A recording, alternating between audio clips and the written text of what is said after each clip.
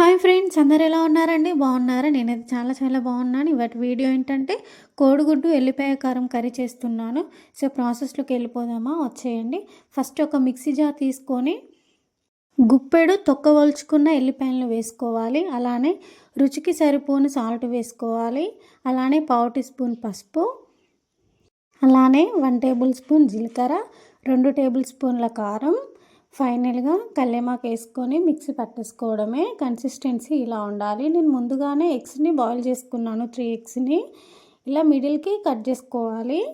ఒక కడాయి పెట్టుకొని అది హీట్ అయినాక ఆయిల్ పోసుకోవాలి. ఆయిల్ హీట్ అయినాక ఎగ్స్ వేసేసుకోవడమే. ఫస్ట్ ఎగ్స్ని ఫ్రై చేసుకోవాలి ఆయిల్లో. పావు టీ స్పూన్ పసుపు కూడా యాడ్ చేసుకుందాం. పసుపు యాడ్ చేసుకొని ఒకసారి కలుపుకుందాం. ఈ కర్రీ తింటే మీరు అస్సలు వదలరండి. తప్పకుండా ట్రై చేయండి, మీరు చాలా బాగుంటుందండి. ఇలా పసుపు వేసుకున్నాక అటు ఇటు 2 వైపులా మంచిగా ఫ్రై చేసుకోవాలి. గోల్డెన్ బ్రౌన్ కలర్ రావాలి ఎగ్స్.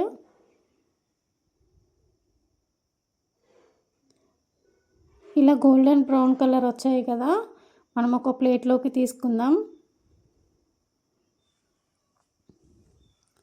ప్లేట్లోకి తీసుకున్నాక నెక్స్ట్ అదే ఆయిల్లో కొంచెం జీలకర్ర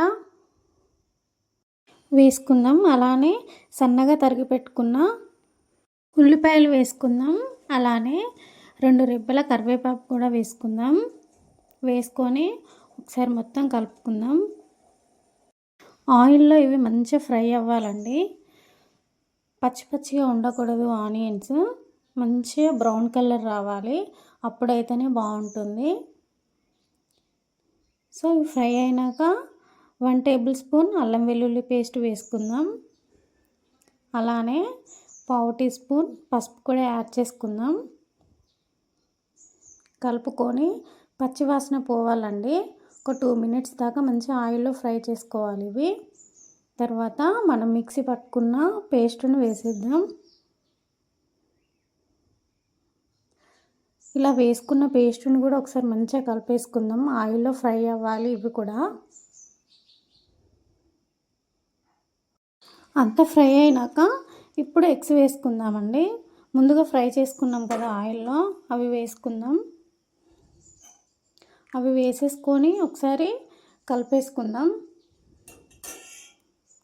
2 వైపులా అటు ఇటు ఒకసారి మంచిగా తిప్పుకుంటూ కలుపుకోవాలి. ఈ పేస్ట్ అంతా మంచిగా పట్టాలి ఎగ్స్కి, అప్పుడే చాలా బాగుంటుందండి. ఆ స్పైసీనెస్ అనేది ఎగ్స్కి పడుతుంది కాబట్టి చాలా టేస్టీగా ఉంటుంది మనం తింటుంటే కూడా. సో ఫైనల్గా కొత్తిమీర వేసుకుందాం. అలానే 1 టేబుల్ స్పూన్ గరం మసాలా కూడా యాడ్ చేసుకొని కలుపుకుందాం. ఒక 2 మినిట్స్ మూత పెట్టేసి ఉంచుదాం. అంతేనండి, కోడిగుడ్డు ఎల్లిపాయ కారం రెడీ అయిందండి. మీకు నచ్చిందనే అనుకుంటున్నాను. నేను నా స్టైల్లో చేశాను. మీకు నచ్చితే లైక్ చేయండి, షేర్ చేయండి అండ్ కామెంట్ కూడా చేయండి. సబ్స్క్రైబ్ చేసుకోవడం మాత్రం అస్సలు మర్చిపోవద్దు. Bye friends.